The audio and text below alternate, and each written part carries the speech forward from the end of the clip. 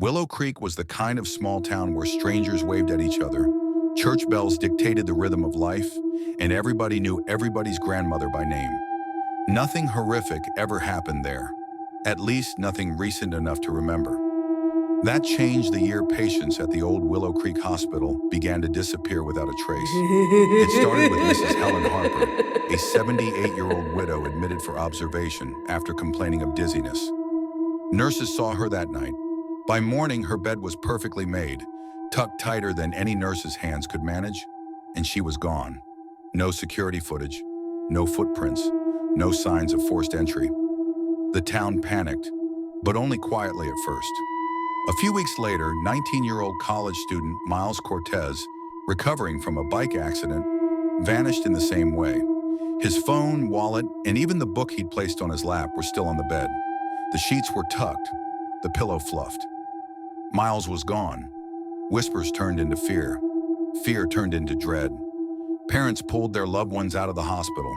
Patients begged to be discharged. The smell of disinfectant suddenly felt sinister. Nurses refused to work night shifts alone. The once trusted hospital had become something else, a place of shadows. Authorities assumed the worst: a kidnapper, a staff member gone rogue, a random predator targeting the vulnerable. Detectives swarmed the hospital, searching vents, basements, storage rooms, old surgical wings that hadn't seen patients in years. They found nothing, until Detective Laura Briggs stumbled across something everyone else missed. A locked door in the old East Wing, an area supposedly abandoned after a fire decades earlier. Strangely, the door wasn't covered in dust like the rest of the corridor. Someone or something had been touching it. Inside was a narrow room, a cot, an ancient metal charting table, and on the peeling wall, a rusted nameplate. Dr. Eleanor Wayne, head of psychiatry, 1952 to 1964. Detective Briggs didn't know it yet, but she had just opened the door to a story the town had buried long ago. With every document they unearthed, investigators learned the truth Willow Creek wished it had forgotten. Back in the 1960s, Dr. Eleanor Wayne was respected, brilliant, and trusted. But she had a dark obsession: curing loneliness. She believed isolation made people sick, and she designed controversial treatments meant to reconnect patients with themselves. When the hospital caught fire in 1964, the East Wing collapsed. Official records claimed no one died, but old newspapers kept by the town's retired librarian told a different story. Dr. Eleanor Wayne never made it out. Her body was never recovered. Instead, the fire consumed her room, her research, and the dark rumors that she had been conducting unauthorized isolation therapy, locking vulnerable patients away for evaluation. When the fire ended her life, the East Wing was sealed. Her story was sealed with it, or so they thought. Detective Briggs noticed a disturbing pattern. The disappeared patients had something in common they didn't initially see. They were all lonely. Mrs. Harper, living alone since her husband's death. Miles Cortez, struggling with depression and isolation at school. Two others reported missing around the same period. A widower and a teenage runaway fit the same profile. It felt too specific for coincidence. During a night investigation inside the hospital, the power suddenly cut out. Briggs and her partner, Detective Samuel Reed, used flashlights to navigate the dark corridor. That's when they heard it, a soft humming, a woman's voice, the same lullaby Miles's mother said he heard the night before he vanished. The sound drifted from the East Wing. The detectives followed it, each step colder than the last. Their breath fogged in the air. The temperature dropped sharply. Unnatural, biting, wrong. The humming stopped. At the end of the hallway stood the outline of a woman in a white coat. Her hair was pinned in a 60s-style bun. Her glasses hung from a thin chain. Her expression was kind. Too kind. "Are you lonely?" she asked softly. Her voice echoed from everywhere and nowhere at once.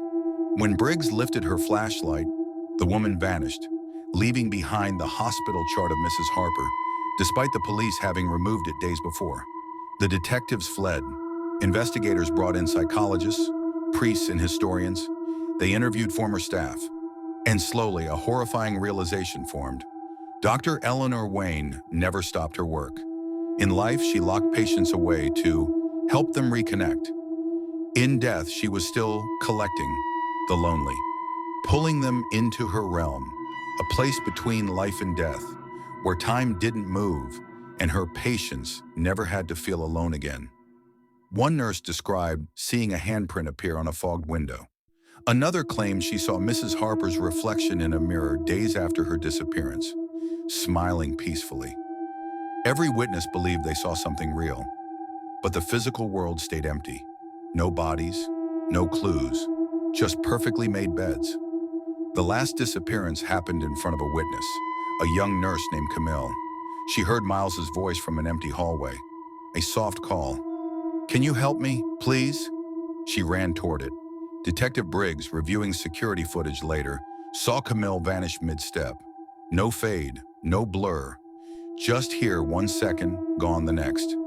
And behind her, visible only for a frame, stood Dr. Eleanor Wayne, one hand gently resting on Camille's shoulder, smiling, as if welcoming her home. Authorities shut down the hospital permanently. The East Wing was demolished, but the disappearances never stopped haunting Willow Creek's memory. Detective Briggs wrote in her official report, "Our investigation started as a criminal case. It ended as something else entirely, something we cannot explain with anything human. Families of the missing still leave flowers at the site. Some swear they hear humming at night. Others feel a gentle hand brush their arm in the dark. A few claim they've dreamed of loved ones, resting peacefully in a white room beside a calm woman in a lab coat. No one knows if Dr. Eleanor Wayne is truly gone, or if she still roams the ruins, searching for those who feel alone. Because in Willow Creek, one thing is certain.